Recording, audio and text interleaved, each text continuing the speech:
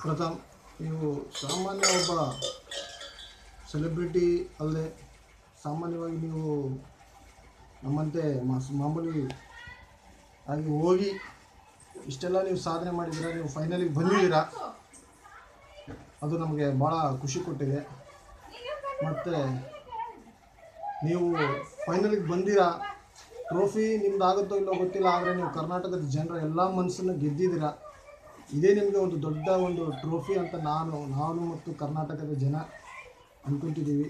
ನೀವು ಚೆನ್ನಾಗಿ ಆಡ್ತಿದ್ದೀರಾ, ಅಲ್ಲೆಲ್ಲರೂ ಚೆನ್ನಾಗಿ ಆಡ್ತಿದ್ದಾರೆ. ಆದರೂ ಕೂಡ ನೀವು ನಮಗೆ ತುಂಬ ಇಷ್ಟ. ನೀವು ಟ್ರೋಫಿ ಗೆಲ್ಲಬೇಕೆಂಬುದೇ ನಮ್ಮ ಆಸೆ. ಗೆಲ್ದಿದ್ರೂ ಕೂಡ ಕರ್ನಾಟಕ ಜನರ ಮನಸ್ಸನ್ನು ಆಲ್ರೆಡಿ ನೀವು ಗೆದ್ದಿದ್ದೀರಾ. ಶುಭಾಶಯಗಳು ನಿಮಗೆ, ಶುಭ ಹಾರೈಕೆ. ನೀವು ಬಿಗ್ ಬಾಸ್ ವಿನ್ ಆಗಬೇಕು, ಎಲ್ಲರೂ ಪ್ರಥಮ್ ವೋಟ್ ಮಾಡಿ ಅಂತ ನಾನು ಕೇಳ್ಕೊತಿದ್ದೀನಿ. ಧನ್ಯವಾದ.